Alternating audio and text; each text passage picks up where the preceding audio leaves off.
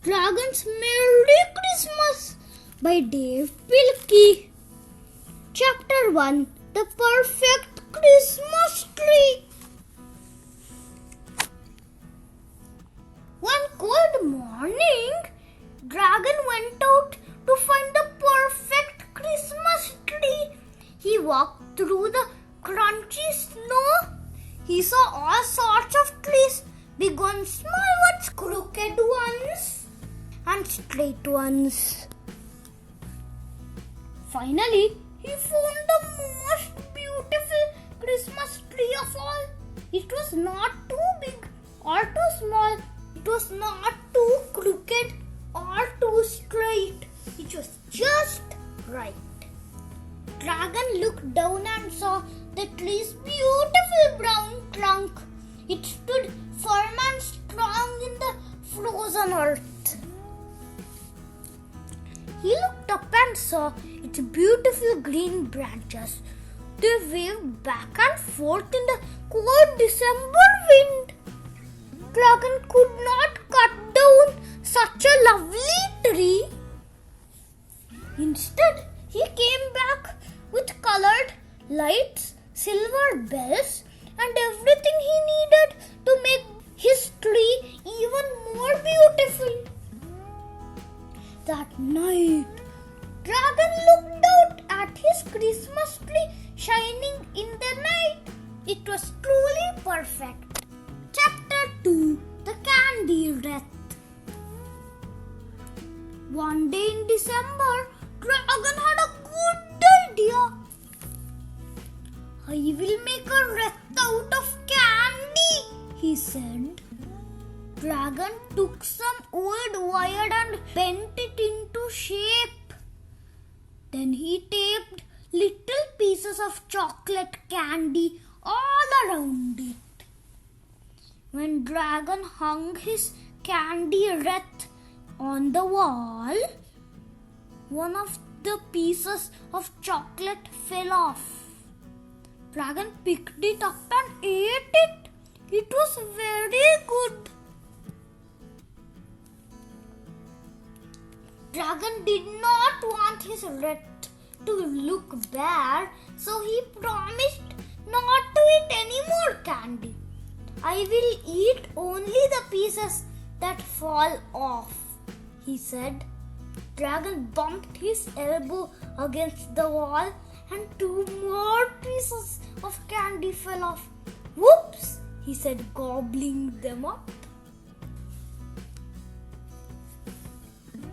Dragon sat down in his chair and looked up at his candy wreath. He tried not to think about the smooth, rich, sweet, creamy, dark chocolate candy.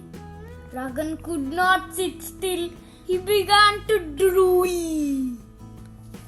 Suddenly, Dragon could not stop himself. He shook the candy wreath back and forth and then jumped up and down on it until every last piece of candy had fallen off. Dragon got a tummy ache from eating so much chocolate. Next year, said Dragon, I will make my wreath out of pine cones. Chapter 3, Mittens. Dragon was always losing his mittens. No matter how hard he tried, he could never keep track of them. Whenever he needed them most, they were nowhere to be found.